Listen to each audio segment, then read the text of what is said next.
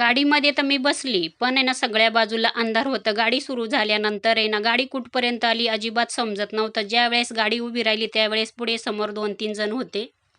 मी कल्पना तुमची अगदीच नवीन एक व्हिडिओमध्ये खूप खूप खूप मनापासून स्वागत करते. मी तुम्हाला बोललेली होती का पाठीमागच्या व्हिडिओमध्ये की मी तुम्हाला माझी एक कोरोनामधली कहाणी सांगणार आहे. माझ्या बाबतीत काय घडलेलं होतं आणि ते सगळ्या गोष्टी ना व्यवस्थित अशा तुम्ही फक्त नीट ऐका. कारण का हा व्हिडिओ खूप मोठा होणार आहे आणि याच्यात खूप काही ना ऐकण्यासारखं आहे. आणि चला आता इथे आहे ना व्हिडिओ जर मोठा झाला ना मी याचे 2-3 पार्ट करणार आहे. छोटे-छोटा व्हिडिओ मी तुम्हाला टाकणार आहे. चला आता इथे मी सुरुवात करते. म्हटलं चला आता स्वयंपाक करते. पहिल्यांदा स्वयंपाक करतानाच म्हटलं तुमच्यासोबत थोडंसं आहे ना, ही माझी कहाणी ना ती शेअर करणार आहे. चला आता ते कधीचं मला सांगायचंच होतं. आता आमच्या घरातले जेवढे माणसे त्यांना सगळ्यांना माहीतच आहे. पण तुम्हाला पण माहीत होईल काय घडलेलं आहे ते. आणि कोरोना आपल्यासाठी ना काही गोष्ट आहे ना म्हणजे चांगली पण करून गेला आणि काही गोष्ट आहे ना खूप म्हणजे खूप वाईट घटना घडल्या. प्रत्येकाच्या घरामधून काही किती लोकं गेले ते. चला अशीच माझी पण एक कहाणी तुमच्यासोबत शेअर करते मी. कोरोनाने आपल्याला खूप काही ना शिकायला भेटलेलं आहे. चला आता इथे बघू शकता मी स्वयंपाक करते आता. आणि आता मी सांगते माझी कहाणी. आता काय घडलेलं आहे ते सांगते. आता ज्यावेळेस कोरोना आला त्यावेळेस आहे ना माझ्या भाऊचं वर्षश्राद्ध होतं. माझ्यापेक्षा मोठा भाऊ तो पण पोलीस होता. त्याचं वर्षश्राद्ध होतं. ज्यावेळेस कोरोना आला मार्चमध्ये कोरोना आलेला होता आणि ते मार्चमध्येच गाड्या वगैरे सगळ्या मोदी बाबांनी बंद केलेल्या होत्या. त्यावेळेस आहे ना म्हणजे मला असं वाटतं का मार्चमध्ये शेवटच्या आठवड्यामध्ये काहीतरी 24 तारखेला माझ्या मोठ्या भाऊचं वर्षश्राद्ध होतं आणि त्यावेळेस मी माझ्या माहेरी गेली.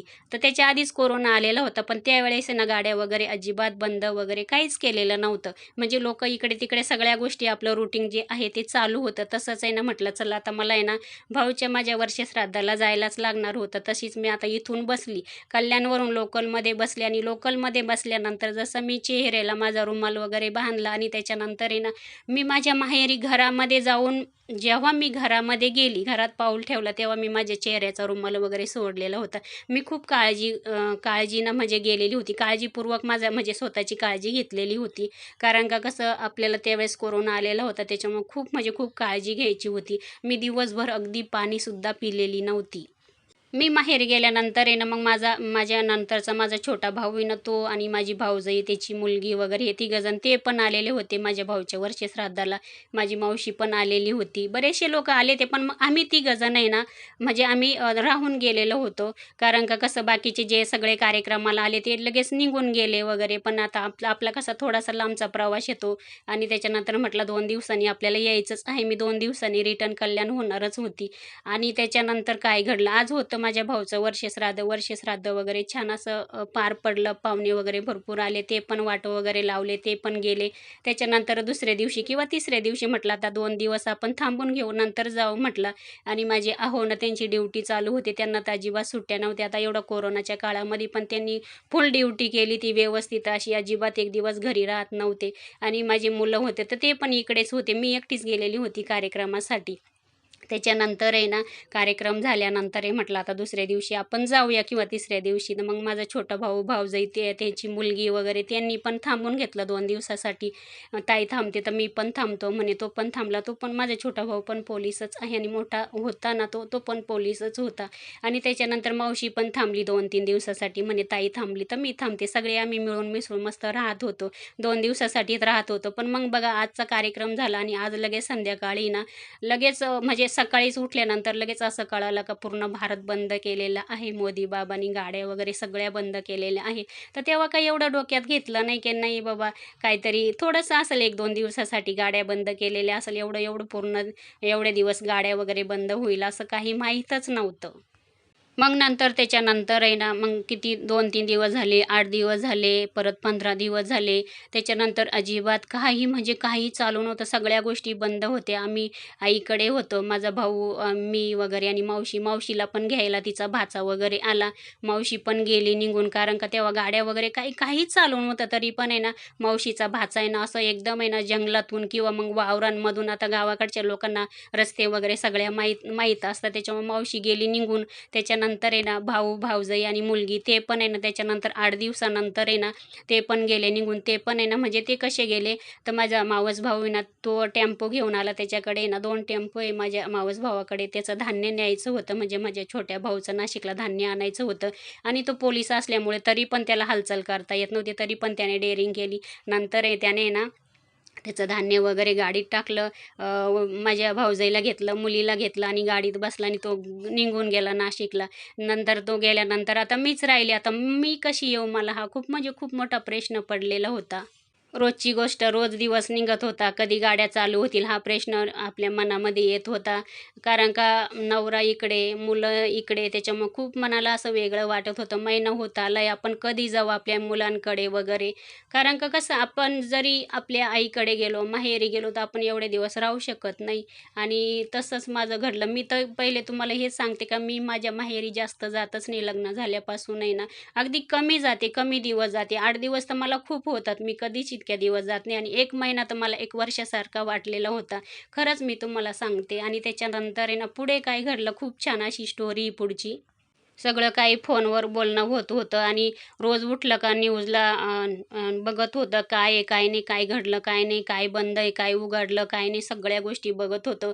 आणि मावशी गेली, भाऊ गेला, त्याच्यानंतर आहे ना आता मी कशी जाऊ? तर माझे वडील आहे ना गावामध्ये, पण आता माझं माहेर पण चांगलं मोठं आहे आणि तिथून पण भरपूर अशा गाड्या वगैरे जात राहतात. तर ते पण असे विचारत होते की नंतर नंतर हळूहळू आहे ना मोदी बाबांनी काय केलेलं होतं की नंतर भाजीपाल्याच्या गाड्या आहे ना त्या सोडलेल्या होत्या. म्हणजे नाशिक, मुंबई अशा त्या सोडलेल्या होत्या. तर मग असे माझे वडील पण आहे ना नेहमी विचारित राहायचे कोणाला न कोणाला, भाजीपाल्याची गाडी कुठे जाणार आहे, काय करणार आहे? कारण का त्यांना पण वाटत होतं का तिचे पण मुलं आहे किंवा तिचा नवरा आहे तिकडे, त्याच्यामुळे तिला पण जाणं खूप गरजेचं आहे. त्याच्यानंतर आहे ना पण मग गाड्या काही एवढ्या कोणाच्या जात नव्हत्या किंवा जात होत्या, तर मग मी पण डेअरिंग करीत नव्हते. म्हटलं कसं जायचं एवढ्या लांब? आणि त्यावेळेस तुम्हाला माहीत होतं का आपल्याला 14 दिवस क्वारंटाईन व्हायचं होतं. काही जर ते कुठे जर दिसलं तर ते आपल्याला 14 दिवस ठेवत होते खोलीमध्ये. ते पण डोक्यामध्ये राहत होतं.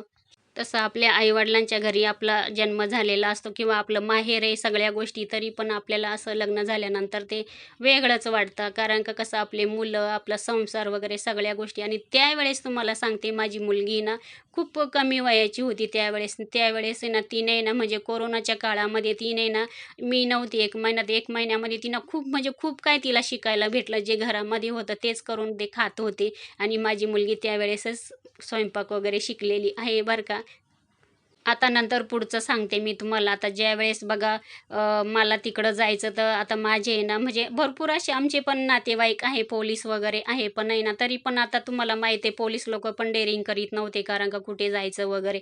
आता तसंच तुम्हाला मी सांगते का माझे जेठ आहे तर नाशिकमध्ये आहे अरुण गायकवाड म्हणून. ते भाऊ पोलीस आहे आणि ते आहे ना त्यांना असंच त्यांच्याकडे विषय वगैरे काढला आहोंनी माझ्या. तर ते म्हणे कल्पनाला इकडे आणायचं तर कसं आणायचं वगैरे, ते त्यांच्याकडे विषय काढला. तर ते भाऊंनी मला पहिले पण सांगितलं का तू ये ना, तू इथपर्यंत ये, तिथून मी तुला आहे ना बरोबर मी बसून देतो वगैरे. पण माझी डेअरिंगच झाली नाही. मी खरंच आहे ना मला ज्यावेळेस यायचं ना त्याच्या आधी 8 दिवस आहे ना मला ते भाऊंनी असं असं सांगितलेलं होतं का तू इथपर्यंत ये, मी तुला घ्यायला येतो आणि तिथून तुला मी बरोबर गाडीत बसून देतो. पण माझी खरंच अजिबात हिंमत झाली नाही का इथून आपल्याला नाशिकपासून कल्याण जायचं आहे आणि एक काही गाडी वगैरे नाही आणि भाजीपाल्याच्या गाडीत जायचं का कसं जायचं ते काही पुढचं काहीच माहीत नव्हतं. तरी पण आहे ना त्या भाऊंनी खूप माझ्यासाठी नंतर इकडून आहो सांगायचे, "तू कल्पना डेअरिंग कर, यायची नाही तर तू कधीच इकडे येणार नाही." ज्यावेळेस बघा आपलं मोदी बाबा जेव्हा हे चालू करील तेव्हाच म्हणे हे तू इकडे येशील तर केव्हा करता केव्हा नाही, तर असं ते पण मला सांगत होते. पण माझी खरंच हिंमत होत नव्हती कशी जाऊ मी म्हणून. आणि त्याच्यानंतर आहे ना खूप म्हणजे खूप डेअरिंग केली काही गोष्टीची ना. नंतर आहे ना मी काय केलं माहिती आहे का, नंतर मग मला परत आहे ना त्या माझ्या जेठांचा फोन आला. ते पोलीस आहे ना त्यांचा फोन आला मला, म्हणे कल्पना तू अशा अशा ठिकाणी येतात. आता माझं माहेर आहे ना, आता ज्यांना कोणाला माहीत नसेल तर त्यांना मी सांगते की माझं माहेर आहे ना नाशिकपासून आहे ना पुढे आपण जातो ना पिंपळगाव म्हणतो ना आपण, पिंपळगाव बसवंत आहे ना, तिथून आहे परत आहे ना चिंचखेड म्हणून माझं माहेर आहे. तर मी तिथे होती आणि मला त्या भाऊंनी सांगितलेलं होतं की तू एक काम, तू पिंपळगावला ये म्हणे, कशी पण ये म्हणे, मी तुला तिथे घ्यायला वगैरे येतो. तर मी पण तशीच मग तयारी वगैरे केली. त्याच्यानंतर अहोंनी सांगून दिलेलं होतं का काही साड्या वगैरे, बॅग वगैरे आहे ती काहीच आणू नको. फक्त तू मोबाईल घेऊन जशी आहे तशी तू ये म्हणे तिथं. मी पण तसंच केलं आणि त्याच्यानंतर आहे ना माझ्या वडिलांनी ना बघा गावातले लोकंसुद्धा कुठे म्हणजे कुठंच जात नव्हते अजिबात. तसंच आहे ना माझी आई पण आता शेतामध्ये जायची ना, ती पण अशी चोरून-चोरून आहे ना अशी घरांच्या पाठीमागून वगैरे अशी ती शेतामध्ये जात होती. आणि 1 महिना आईकडे होती. तर सगळ्या गोष्टी आई द्राक्षे वगैरे तोडायला वगैरे जायची. द्राक्षे पण आणायची आणि काय-काय गोष्टी सगळ्या गोष्टी आईला वाटत होतं का हे अडकून राहिलेले आहे. आणि त्याच्यानंतर आहे ना मग आहे ना पुढची गोष्ट आता तुम्ही खूप म्हणजे खूप छान आहे ती. आणि चला त्याच्यानंतर आहे ना मग माझे जेठांनी सांगितलं मला, अरुण भाऊनी सांगितलं का कल्पना तू पिंपळगावामध्ये ये. आता पिंपळगाव आणि चिंचखेड आम्हाला ते एकदम जवळ आहे, म्हणजे पिंपळगावच बाजार वगैरे पडतो. माझ्या वडिलांनी तसंच मला आहे ना गावामध्ये मग आहे ना एक माझाच भाऊ आहे आणि त्याने काय केलं माहिती आहे का, त्याला सांगितलं का ताईला आपल्याला पिंपळगावला सोडायचं आहे. आणि त्याच्यानंतर आहे ना तो पण तयार झाला आणि बघा मी पण आहे ना माझी बॅग वगैरे काय आहे नाही ते सगळं आईकडेच टाकून आली. जशी एक साडीवर मी होती ना तशीच मी आली, फक्त मोबाईल घेतलेला होता सोबत. त्याच्यानंतर आहे ना तिथून मी निघाली, मोठ्या हिमतीनं निघाली मी. आणि पुढचा प्रवास तर खूपच माझ्यासाठी खूप हे होता. खूप मनामध्ये काय काय विचार येत होते, तरी पण मी खूप डेअरिंग केली ती, कारण का सगळ्या गोष्टी मी आहे ना देवावरच सोडलेल्या होत्या. आता बघा ज्यावेळेस आहे ना ती गोष्ट मला आठवते ना त्यावेळेस खरंच माझ्या अंगावर काटा येतो. पण असं म्हणताना एक आई लेकरांसाठी किती काही पण करू शकते. तसंच माझ्या मनामध्ये पण आहे, नाही मला जायचं आहे माझ्या मुलांसाठी किंवा माझ्या नवऱ्यासाठी मला जायचं आहे. मी असं ठरवलं मनामध्ये आणि त्याच्यानंतर आहे ना माझा प्रवास सुरू झाला पुढचा. आणि तिथून बघा मग मी काय केलं, गाडीवर वगैरे बसली. माझ्या भावाच्या चुलत भाऊ होता माझा तो, त्याच्या गाडीवर वगैरे बसली. तर एवढ्या गर्दीमध्ये तरी पण माझे वडील पण मला सोडायला वगैरे आले.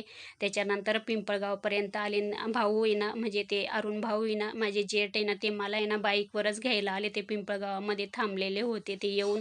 आणि त्यांनी मला सांगितले की कल्पना तू ये म्हणून इथं अशा-अशा ठिकाणी ये म्हणून. चला तिथपर्यंत तर आली. त्याच्यानंतर पुढचा प्रवास तर खूप म्हणजे खूप अवघड होता. कशी जाईल मी, काय होईल माझ्या बाबतीत, काय नाही. चला याच्यानंतरचा व्हिडिओ तुम्ही पुढे पण बघा माझी कहाणी पुढचा पार्ट.